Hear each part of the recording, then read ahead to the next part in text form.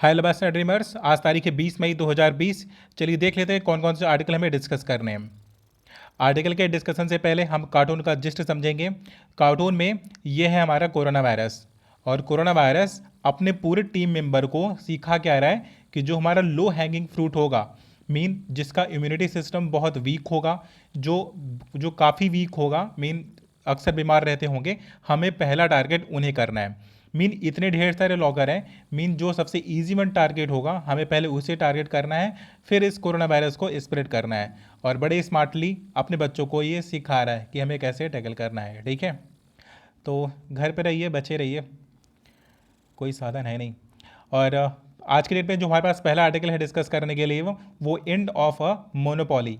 Mean ये monopoly किसी एक मार्केट की बात नहीं करते हैं, यहाँ पर बात की जाती है एपीएमसी की। अब एपीएमसी होता क्या है? A for agriculture, P for produce, और एम फॉर मार्केट, और सी फॉर कॉरपोरेशन। ठीक, मतलब agriculture, produce, market, corporation. Mean ये करता क्या है? ये फार्मर से सीधा उसके प्रोड्यूस को लेता है और मार्केट में उसे भेजता है। ठीक, पूरे आर्टिकल में डिस्कस क्या किया जाता है कि agriculture is a subject of what, कि स्टेट का सब्जेक्ट होता है, लेकिन बिना सेंट्रल के हेल्प के ये पॉसिबल नहीं है कि ये एपीएमसी प्रॉपर तरीके से काम कर सके। फ्राइडर इसमें लिखते क्या हैं कि इन द ईयर ऑफ 1966 जब ग्रीन रिवॉल्यूशन को आना होता है, तो सेंट्रल ने 18,000 टन ऐसे बीजों का मीन इंपोर्ट किया जो इस ग्रीन रिवॉल्यूशन पर एक बूस्ट दे सकते थे। लेकिन स्टेट ने कभी इसमें कोई रिफॉर्म नहीं लिया, स्टेट ने कोई इनिशिएटिव नहीं लिया, सिर्फ एक संस्था बन गई और वो संस्था प्रॉपर तरीके से काम कर रही है। लेकिन एपीएमसी में कुछ खामियां भी हैं। एपीएमसी की मोनोपोली क्या है कि जो लोकल एपीएमसी होंगी, मीन जो तहसील में होगा, जो मंडी होगा, फार्मर केवल वहीं पर बेच सकता है। मीन अगर कोई अनदर स्टेट का पर्सन उससे ज़्यादा कीमत अगर देने को तैयार है, तो किसान अपनी फसल को उसे बेच नहीं सकता। जैसे अगर कोई यूपी का किसान है, तो यूपी के किसान अच्छी पैदावार हुई है, किंतु लोकल का जो वेंडर है वो उसे उतने पैसे देने को राजी नहीं है। लेकिन एमपी से एक पर्सन आता है, गुजरात से कोई आता है, महाराष्ट्र से कोई आता है, बोलता है कि मैं इससे दुगनी कीमत में, या मैं 300 रुपये 400 रुपये ज़्यादा दे करके मैं ये पूरा पूरा अनाज मैं खरीदूंगा, लेकिन वो खरीद नहीं सकता है। क्यों? क्योंकि उसे लोकल एपीएमसी से पहली बार लाइसेंस लेना पड़ेगा बायर को। ठीक है, और फिर उसके बाद जो हमारा फार्मर है उसे अगर बेचना है तो वो केवल लोकल मंडी में ही बेच सकता है, मीन वो डायरेक्ट तो बेच ही नहीं सकता है। ठीक, तो इस प्रकार की मोनोपोली पर यहाँ पर क्रिटिसिज्म करते हैं, कहते हैं कि एक किसान के लिए पूरा फ्रीडम होना चाहिए, जिस तरह से एक इंडस्ट्रियल पर्सन की कहीं कहीं भी कोई चीज़ प्रोड्यूस करता है और पूरे ऑल इंडिया में बेचता है, तो किसान के साथ इतनी नाइंसाफ़ी क्यों होती है कि किसान अगर कोई अनाज पैदा करता है और उसे अगर लोकल का खरीदार उसे नहीं खरीदना चाहता है, या उसे वो वाजिब कीमत नहीं मिलती है जो उसे मिलना चाहिए था, तो उसको अगर प्रॉफिट नहीं होता तो उससे क्यों अपना अनाज पूरा बर्बाद करना पड़ता है? क्यों? अगर कोई पेरिसेबल प्रोडक्ट है उसके पास जो एक समय के बाद नष्ट हो जाएगा, जैसे टमाटर हुआ, तो एक किसान के पास इतने पैसे नहीं होते कि वो उसे इस तरह से फ्रीज में रखवा करके या किसी स्टोर में रखवा करके उसे होल्ड कर सके। ठीक, लेकिन जो बड़े बिल्डर होते हैं, जो मीडिएटर होते हैं, उनके पास ये सारी फैसिलिटीज़ होती हैं, उनके पास ये सारे पैसे होते हैं। तो कह रहे हैं क्यों ना हम किसान को ये पूरा फ्रीडम देते कि वो किसी भी बायर को बेच सकता है, किसी भी स्टेट को बेच सकता है। तो इससे होगा क्या कि मीडिएटर का रोल वहीं से समाप्त हो जाएगा। ठीक, और यहाँ उसके बाद क्या होगा कि हमारे किसानों की इनकम जो 2022 तक हमें बढ़ानी है वो हम डबल भी कर सकेंगे। फिर अगर इसमें एक और बात बोलते हैं, कहते हैं ये बिना सेंट्रल के लॉ के पॉसिबल नहीं है, और सेंट्रल के जितने भी इनिशिएटिव अभी राइट नाउ तक लिए गए हैं, कह रहे वो सफिशिएंट नहीं है। तो इस प्रकार से एपीएमसी की मोनोपोली खत्म होनी चाहिए।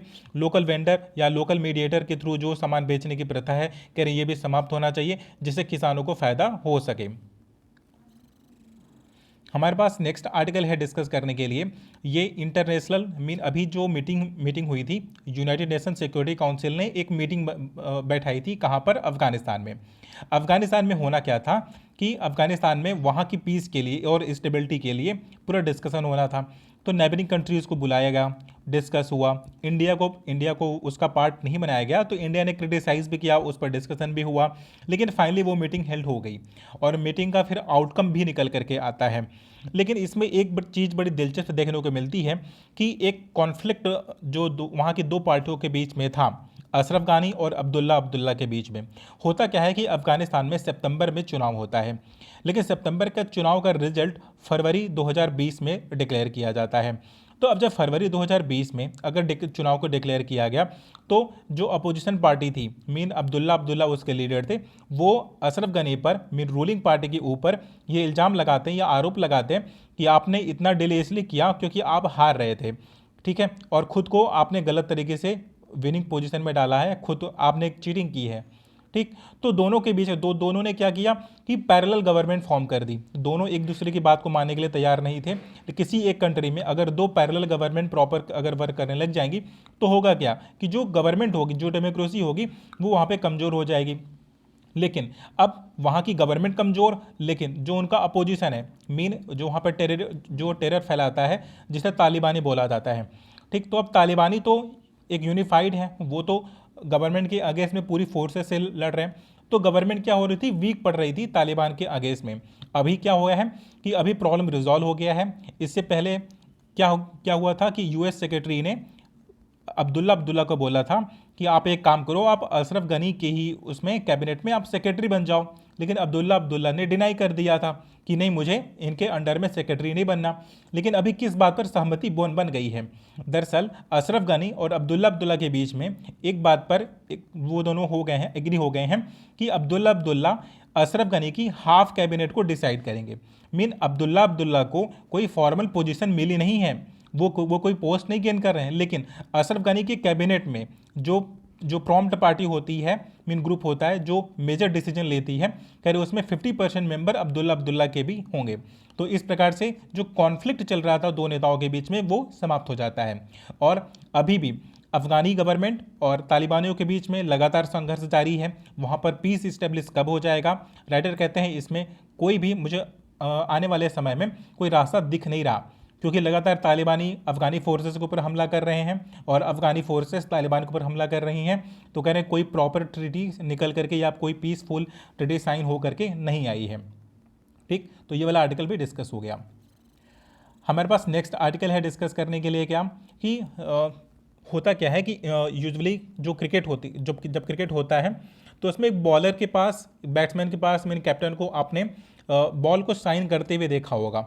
मीन बॉल को चमकाता है ताकि प्रॉपर तरीके से उसे पिच पर स्विंग मिले, ठीक। लेकिन आईसीसी ने बोला क्या, आईसीसी ने बोला कि आपको करना क्या है, आईसीसी मतलब इंटरनेशनल क्रिकेट कंट्रोल बोर्ड, ठीक है।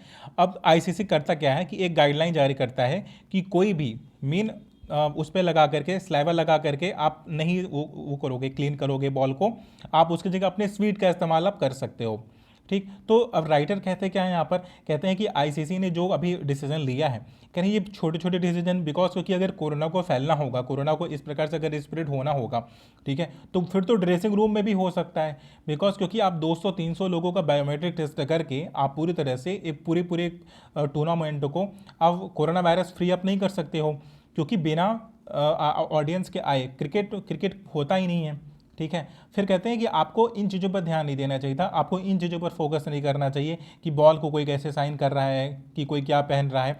आपको फोकस ये करना चाहिए कि कितने सेफ्टी से आप टूर्नामेंट को अरेंज करवा सकते हो, किस प्रकार के मेजर्स वहाँ पर लिए जाने चाहिए और वहाँ पर किस प्रकार के मेडिकल की फैसिलिटीज़ अवेलेबल होनी चाहिए। कह रहे हैं इंस्टेड ऑफ दिस आप इन छोटी छोटी चीज़ों पर कि कोई बॉल को कैसे साइन कर रहा है, कैसे कोई स्विंग ले रहा है, आप उसके रिगार्डिंग पर बात कर रहे हो, ठीक। ऐसा आपको नहीं करना चाहिए, आपको बड़े मुद्दों पर ध्यान देना चाहिए कि टूर्नामेंट अभी होना है या नहीं होना है तो कहाँ होना है, और किस प्रकार के सेफ्टी मेजर्स या किस प्रकार की गाइडलाइन होनी चाहिए कि अगर कोई स्पोर्ट अगर इवेंट होता है तो कैसे हो, ठीक है। तो आज के डेट के यही 3 आर्टिकल थे हमारे पास वो करने के लिए, डिस्कस करने के लिए। बाकी मेजर आर्टिकल जो भी था, एक चाइना से रिलेटेड आर्टिकल है, वो कल वाली डेट में डिस्कस कर लेंगे, ठीक। अभी तक के जितने आर्टिकल थे रेलिवेंट वो सारे आर्टिकल डिस्कस हो गए हैं, right. Thank you so much watching.